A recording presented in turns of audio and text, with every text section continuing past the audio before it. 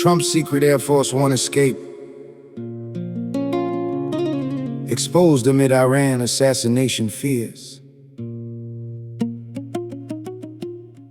Picture the Tarmac in Ankara, Turkey, the 8th of July, 2026, the NATO summit just wrapped, the cameras rolling.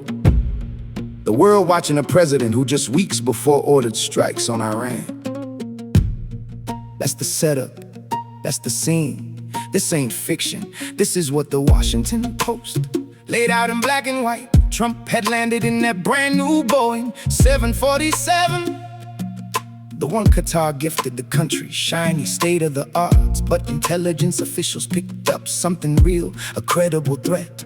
Iran had eyes on the president's movements, and somebody in that room said we can't take chances. So here's the play. Therein Trump walks out in front of everybody, boards the old legacy Air Force One. The same jet the whole press corps has flown on for years. Cameras catch it, reporters see it, the story writes itself. President's heading home.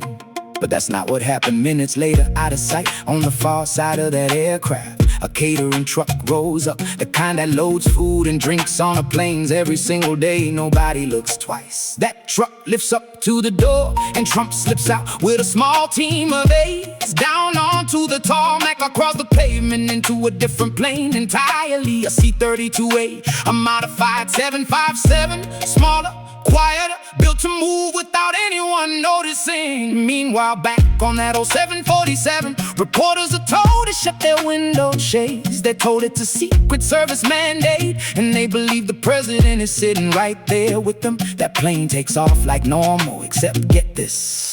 Flight tracking data shows it had no call sign at first, and picked up the AF-1 signal mid-flight, even though the president wasn't anywhere near it. A decoy in the sky, broadcasting the lie to anyone watching radar, while the real flight moved in silence. Underneath the story, everybody thought they knew Trump's secret Air Force One escape exposed amid Iran assassination fears. That's not a headline somebody made up for clicks. That's the Washington Post own report, and confirmed by source, and confirmed by documents, confirmed by a Reuters photo of Trump landing at RAF Mildenhall in England, stepping off that same C-32A that carried him in secret. From there he switched to the Qatari jet and flew the rest of the way back to Washington like nothing happened. And when reporters finally asked him about it on the record in the gaggle, he didn't dodge it, he leaned into it. Somebody asked if there was a credible threat against Air Force One from Iran, and Trump told them straight, I have a threat all the time, I'm number one on their list before you. Then he added the line that's been replaying everywhere. If I go, you go. A joke wrapped in a warning, wrapped in a truth nobody expected to hear out loud. Now the White House isn't running from it either. Communications Director Stephen Chung put out a statement saying the new Air Force One has high-level security protocols, saying the president has plenty of enemies, saying they use every tool available to keep him safe. No denial, no outrage, just confirmation dressed up in careful words. This is the story of a decoy plane broadcasting a lie in the sky, a catering truck hiding the president in plain sight, a press corps sitting behind closed shades believing they were flying with history while history was somewhere else entirely. It's the story of Ankara to Mildenhall to Washington.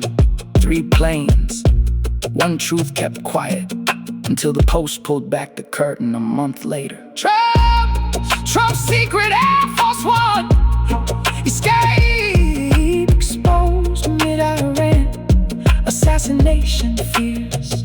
No imagination needed here, no exaggeration required.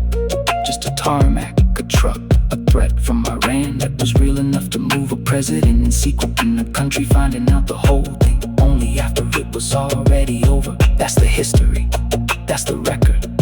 That's what happened in the sky and on the ground while the world was looking somewhere else. Let's go deeper into how this actually came together, because the reporting didn't stop at just one outlet. The New York Times ran its own version of this story too, corroborating what the Post had found. That this wasn't some isolated tip. This was a security operation confirmed by multiple newsrooms working separate sources. And when two of the biggest papers in the country land on the same set of facts independently, that's not speculation, that's verification.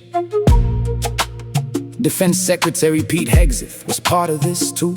According to the reporting, he boarded that same C-32A separately. Not with the press pool, not with the decoy flights. He was part of the small circle that knew where the president actually was. That detail matters, because it shows this wasn't a last-minute scramble. This was planned, coordinated, run with people who needed to know and nobody else. And here's something that ties directly back to the transponder story. The Post found that Air Force One, the old legacy jet, had its transponder turned off during parts of this flight, even while it was carrying the AF-1 call sign and flying with reporters on board who believed the president was there. A plane broadcasting one story to the world while carrying a different truth inside it. That's not imagination, that's flight data, reviewed and reported. Now rewind a little further, because this didn't come out of nowhere. Back in July, before any of this became public, ABC News had already reported that the Secret Service urged Trump not to take the new Qatari-gifted jet out of Turkey, pointing to security concerns tied to the escalation with Iran. The Times had separately reported that the Qatari plane appeared to have security vulnerabilities, gaps in its protection that made officials uneasy. So even before the catering truck, before the decoy, there was already a quiet warning building in the background. Something wasn't right, and people around the president knew it. All of this sits against the backdrop of a real war. Just weeks earlier, the United States had carried out military strikes on Iranian targets after negotiations between Washington and Tehran collapsed. That's the context intelligence officials were working inside of when they picked up a specific threat aimed at the president's movements.